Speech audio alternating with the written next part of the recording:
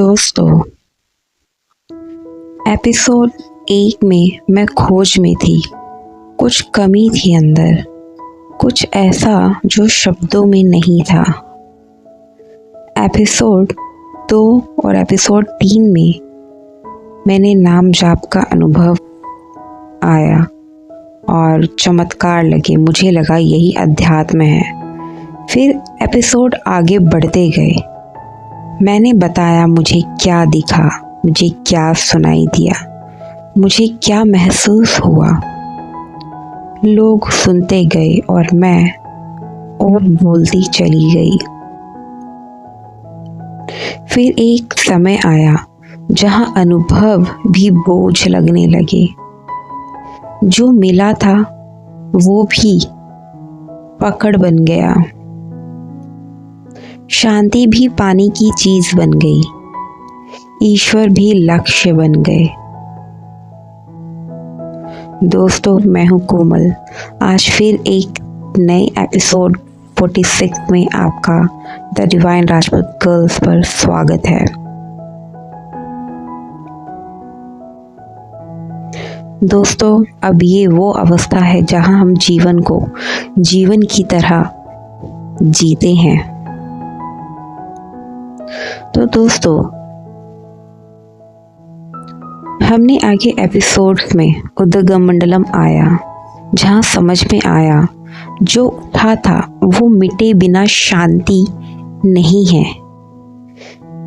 जहां पर हमें स्थिरता महसूस होती है, सब ठहर जाता है। फिर आई शून्यता, ना खुशी, ना दुख, ना चाह, न डर, बस एक खालीपन जो डरावना नहीं पर अनजाना था। एपिसोड 44, एपिसोड 45 तक आते आते मैं समझ पाई मैं कुछ बन नहीं रही थी, मैं कुछ छोड़ रही थी। अब एपिसोड 46 का अंतिम भाग।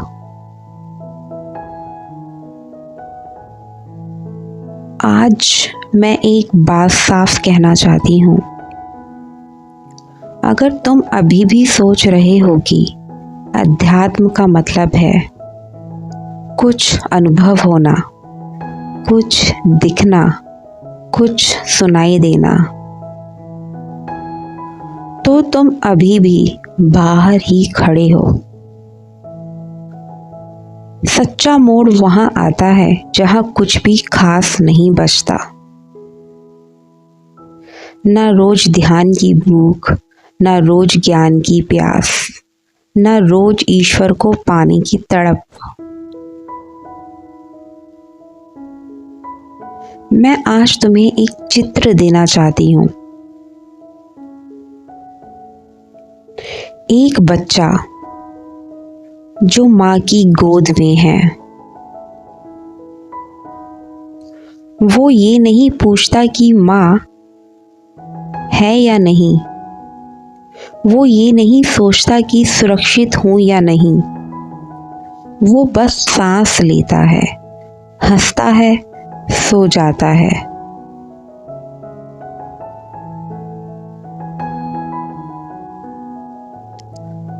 दोस्तों, अंतिम अवस्था हमारी यही है, जब हम फिर से एक बच्चा बन जाते हैं, जो अब अपने माँ की गोद में है, ईश्वर की गोद में है। हम ये नहीं बोलते कि बार बार माँ ने मुझे गोद में लिया हुआ है, माँ मुझे देख रही है, माँ मुझे खिला रही है, माँ मुझे प्यार दे रही है। हम बस उनकी गोद में हम जीते हैं, सिर्फ जीते हैं। हमें किसी प्रकार की सुरक्षा का भय नहीं होता, किसी प्रकार की भूख नहीं होती, क्योंकि वो सब माँ देखती है। वहां सिर्फ हम होते हैं। उसी तरह जब हम अंतिम अवस्था में पहुंचते हैं जहाँ पर मैंने आपको बताया शून्य एक बच्चा है, शून्य, जिसके ऊपर जीवन के किसी भी प्रकार का कोई बोझ नहीं है अब, क्योंकि वो अपनी माँ की गोद में वापस जा चुका है। वो जहाँ से आया था वो जीते जी वहीं वापस लौट चुका है।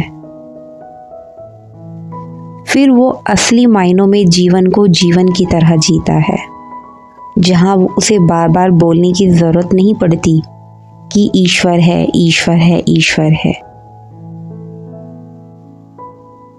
क्योंकि वो स्वाभाविक है।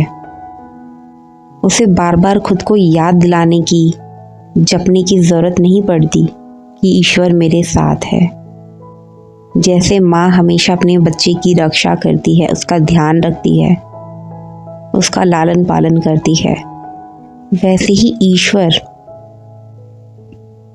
अब हमें अपनी गोद में ले चुके होते हैं, जहाँ पे हमें किसी प्रकार के डर की, खुद को बार बार याद दिलाने की आवश्यकता नहीं होती।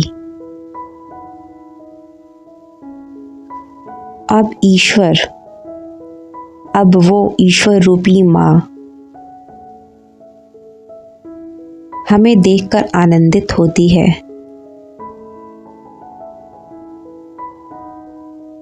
खुश होती है कि मेरा बच्चा वापस लौट आया है, और तभी हम जीवन को जीवन की ही तरह जीते हैं, बोझ की तरह, सुख दुख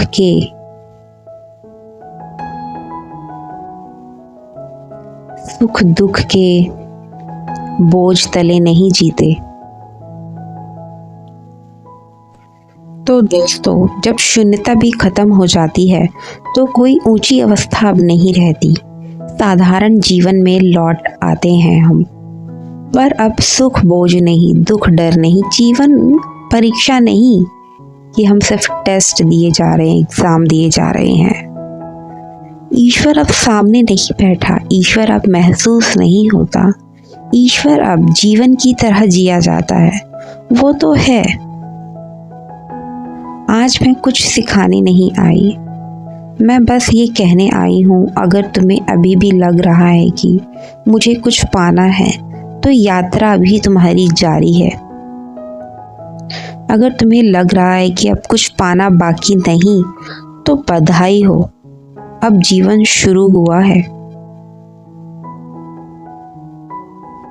मैं अब आध्यात्मिक नहीं हूँ, मैं अब साधारण हूँ, और शायद यही सबसे बड़ी कृपा है, जहाँ अब मैं साधारण हूँ।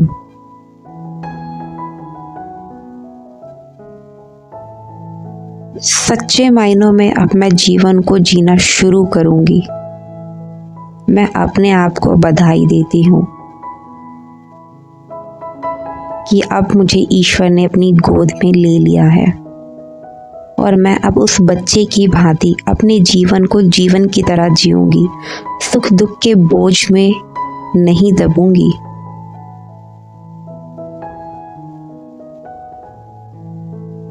शक्ति भी, भक्ति भी, और अब साधारण बनकर जीवन को जीना भी। जय श्री राम, हर हर महादेव।